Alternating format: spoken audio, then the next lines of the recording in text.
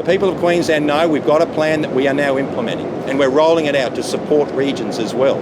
And Queenslanders know we've got a detailed plan, and we've detailed how we're going to fund our plan too. We've listened to the advice of the Governor of the Reserve Bank, and we'll be borrowing money to fund economic recovery, to support jobs across the length and breadth of Queensland. What we won't be doing is raising taxes, so there'll be no tax increases, there'll be no asset sales, and there'll be no job cuts.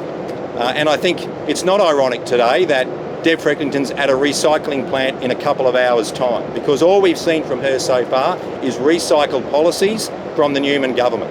We heard yesterday the first cut that she's going to implement, defunding the Environmental Defenders Office, which helps support farmers across Queensland, as well as other community organisations.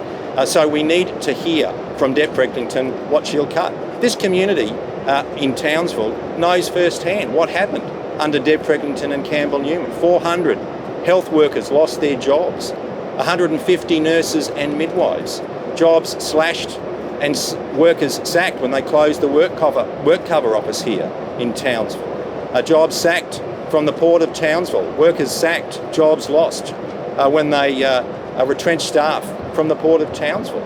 And when you've got $23 billion in unfunded election commitments, like Deb Frecklington and the LNP, you've got to find a way to fund it, and the way they will fund it is by cutting. So I'm calling on Deb Frecklington again today, when she stands up in front of the media in Brisbane, to say, cut what, cut when, cut where, cut how, and cut who.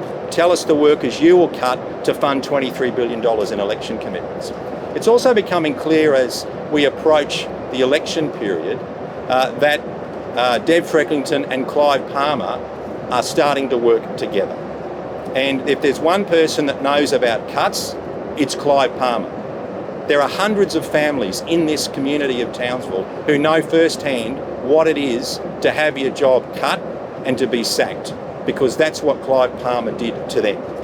And there's hundreds of families that have never forgotten that, and to be honest, some of them have not recovered from what Clive Palmer has did to them. And so we see full-page advertisements in the paper from Clive Palmer today attacking our strong health response, but increasingly we're seeing the teamwork that's happening between Deb Frecklington and Clive Palmer.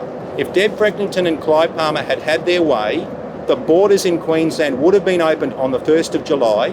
We would have seen an increase in community infection and transmission. The contagion would have spread across our state, and that would have jeopardised the health of Queenslanders and would have been a hammer blow to the Queensland economy.